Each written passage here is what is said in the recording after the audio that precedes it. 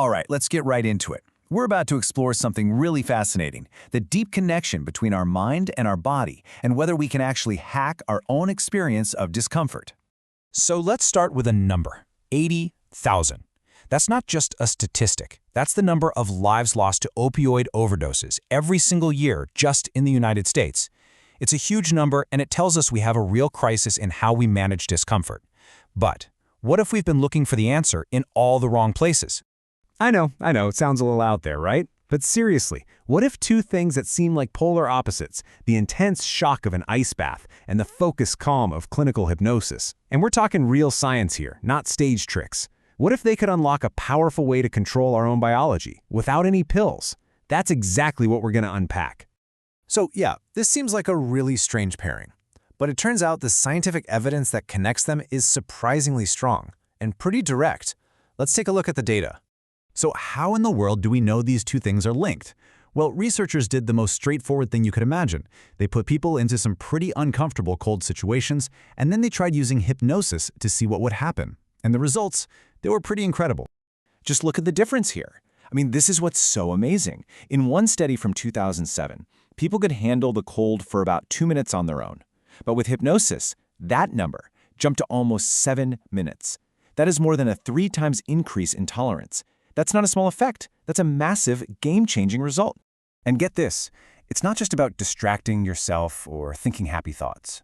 When scientists put hypnosis head-to-head against other mental tricks, like mindfulness or prayer, or even just trying to think about something else, hypnosis came out on top. That tells us something really specific, something powerful is going on under the hood.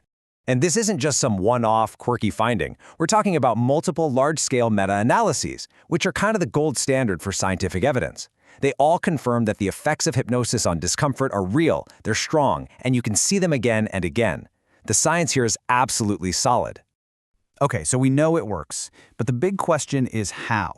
Well, the answer seems to be buried deep in our brain's wiring, where both of these techniques are apparently flipping the very same switches. So, to get this, you need to meet a key part of the brain called the periaqueductal gray, or the PAG for short. The best way to think about the PAG is like it's your brain's built-in dimmer switch, or maybe a volume knob specifically for discomfort. It's the central command post for turning down all those unpleasant signals. And this is where it all clicks. Studies show that techniques using cold exposure, like the Wim Hof method, fire up this PAG region. And guess what? Hypnosis does the exact same thing. It's like they're two totally different keys, but they both unlock the very same door. They're both tapping into the brain's natural, built-in system for managing discomfort. But it's actually even bigger than just one little spot in the brain.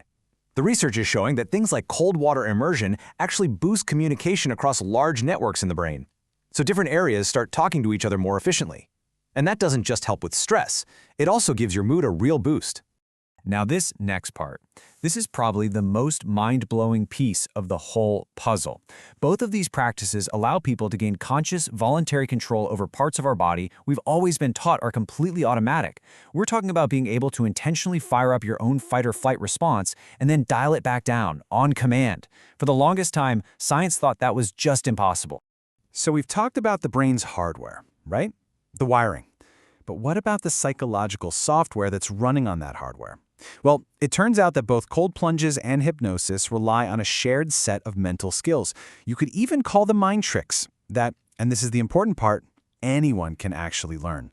It really boils down to 4 key things. First is just learning to focus your attention, to control where your mind goes. Second, and this one's wild, is changing your perception of time.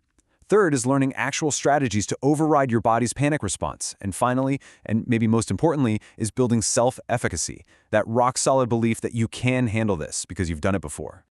And that whole idea of altering your perception of time is just so cool. You know how time can sometimes fly by, or other times it just drags on forever? Well, both cold exposure and hypnosis can really crank that feeling up. That first minute in an ice bath might feel like an hour, but as you practice and gain control, time itself seems to bend. And like the research says, when you change how you experience time, you actually change the discomfort itself. Okay, so let's zoom back out. We've seen the incredible science. So why does this weird partnership between cold and hypnosis actually matter? What's the big picture here? Now, we have to be totally honest here for a second. Right now, there aren't any studies that put cold immersion and hypnosis side by side in the same experiment. Scientists are kind of piecing this whole puzzle together from different studies. So there's definitely still a lot of work to do to figure out exactly how these mental strategies really work their magic. But man, the possibilities are just so exciting. Just imagine clinical treatments that combine these techniques, creating personalized plans for people to manage their discomfort.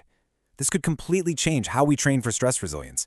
And most importantly, it could give us a powerful, non-addictive, drug-free alternative to help tackle that huge opioid crisis we talked about at the very beginning. So here's the bottom line. It really seems like we all have this incredibly powerful system built right into our biology for controlling discomfort, and we're only just now starting to figure out how to use it. And that leaves us with one last big question to think about. Could mastering our own minds truly be the key to a complete revolution in how we manage discomfort?